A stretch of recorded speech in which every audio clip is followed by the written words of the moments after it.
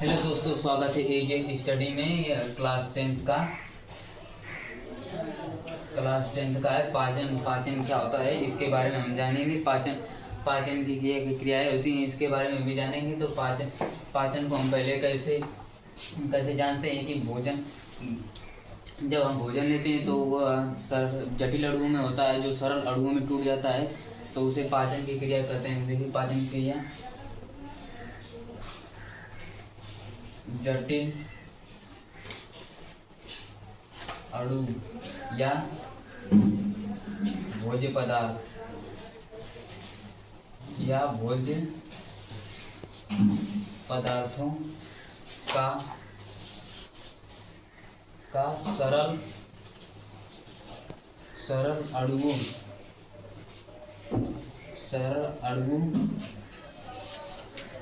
में विभक्त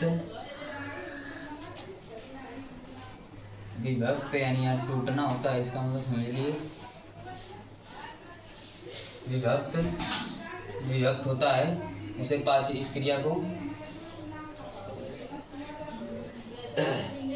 इस क्रिया को पाचन कहते हैं। क्या कहते हैं? पाचन कहते हैं। ठीक है, पाचन कहते हैं। जटिल अणुओं या भोज्य पदार्थों का सरल अणुओं में विभक्त होना ही पाचन कहलाता है। ठीक है, जटिल अणुओं को मतलब समझिए कि हम जैसे रोटी होती तो इतनी बड़ी होती है, हम उसको कूच कर कितना छोटा बनाते हैं, फिर उसमें जो पदार्थ होता है, जो हमें प्रोटीन कार्बोहाइड्रेट होता है, उसमें विभक्त हो जाता है, तो उसी को हम पाचन की क्रिया कहते हैं। क्योंकि हम रोटी को डायरेक्ट पाचन थोड़ी ना होता है, हमारे उसमें का जो पदार्थ होता है वो हमारे शरीर में ग्रहण होता है। ठीक है, तो क्या परिभाषा है? जटिल अणुओं या भोज्य पदार्थों का सरल अणुओं में विभक्त होना या टूटने की इस क्रिया को पाचन कहते हैं। देखिए, पाचन करने में पहली प्रक्रिया होती है क्या? अंतर्ग्रहण होता है। अंतर्ग्रहण की परिभाषा क्या होती है हम जानेंगे। ठीक है, देखिए, पाचन की क्रिया में पहली क्रिया यही होती है। पाचन कब होता है, कैसे होता है, इसके बारे में हम जान चुके हैं और इसका परिभाषा हम जान चुके हैं। इसको कैसे लिखेंगे, और देखिए इसकी पहली प्रक्रिया क्या होती है? पाचन की प्रक्रिया होती है अंतर्ग्रहण क्या होता है? अंतर्ग्रहण होता है जिसे हम भोजन को अपने शरीर में यानी पेट में ग्रहण करते हैं अंदर, उसे ये अंतर्ग्रहण कहते हैं। तो इसकी सामान्य परिभाषा क्या हो जाएगी कि भोज्य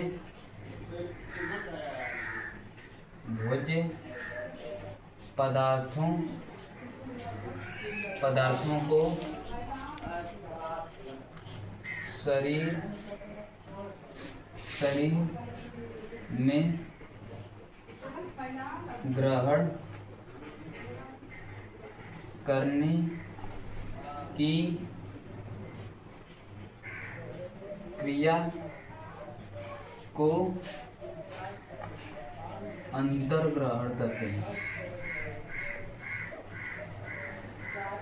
ग्रहण करने की क्रिया को अंतर्ग्रहण कहते हैं। देखिए, अंतर्ग्रहण की परिभाषा क्या होगी? भोज्य पदार्थों जो हम भोजन करते हैं, ठीक है, भोज्य पदार्थों को शरीर में ग्रहण करने की क्रिया को अंतर्ग्रहण करते हैं। ग्रहण करने की क्रिया यानी हम अपने जब हम भोजन करते हैं तो अपने अंदर लेते हैं कि नहीं, वो सभी भोजन जो रोटी दाल चावल ये सब होता है, तो हम अपने पेट में उसको ले जाते हैं। तो ये भोज्य पदार्थों को शरीर में ग्रहण करने की क्रिया को अंतर्ग्रहण कहते हैं। अंतर्ग्रहण अब किस प्रक्रिया से होती है, हमारे शरीर के कौन से भाग से होती है, अब पाचन कैसे होता है, उसके बारे में हम जानेंगे। कौन सी क्रियाएं हमारे पाचन में भाग लेती है, इसके बारे में जानेंगे। ठीक है, तो मुख गुहा में पाचन क्या होता है, इसके बारे में जानेंगे। मुख गुहा जो हमारा मुख होता है, उसमें कैसे पाचन होता है। ठीक है, तो उसमें कैसे पाचन होता है इसके बारे में जानेंगे। तो पहले आप जानते होंगे कि पहले हम जब भोजन को लेते हैं तो अपने दांतों से चबाते हैं, दांतों से चबाकर उसको एकदम एक लोई की तरह बना लेते हैं। तो वो लोई कैसे बनता है? लार जो हमारे लार, देखिए लारों द्वारा ही कुछ ऐसा हमारे पाचन होता है। लार, अगर लार नहीं रहेगी तो हमारा पाचन अच्छे तरीके से नहीं हो पाएगा। लार के ही कारण हमारे पाचन, मुख गुहा में पाचन शुरू हो जाता है। ठीक है, तो देखिए क्या होता है, भोजन को हम जब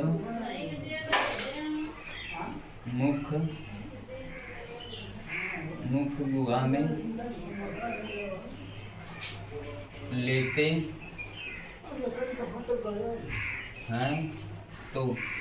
हैं तो सबसे पहले दांतों से चबाकर सरल अणुओं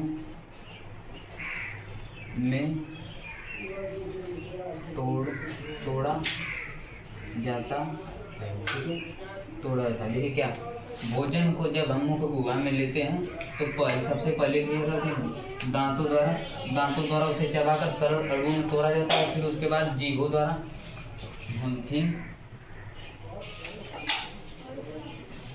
जीभ द्वारा लार के साथ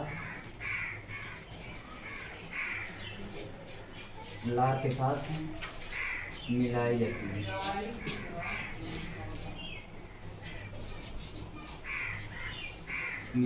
ठीक है, तो क्या है, देखिए दांतों से चबाकर सरल अणुओं में तोड़ा जाता है। उसके बाद जीभ द्वारा लार के साथ मिलाई जाती है। देखिए जैसे जब हम चबा लेते हैं, उसको चबाते हैं तो वह भीग जाता है। हमारा जो अंदर लेते हैं तो भीग जाता है, एकदम लोई की तरह बन जाता है। वो लार के द्वारा ही बनता है। तो लार में टाइलिन और सैलवारी नामक एंजाइम पाई जाती है, जो भोज्य पदार्थों को सरल अणुओं में तोड़ने का कार्य करती है। ठीक है,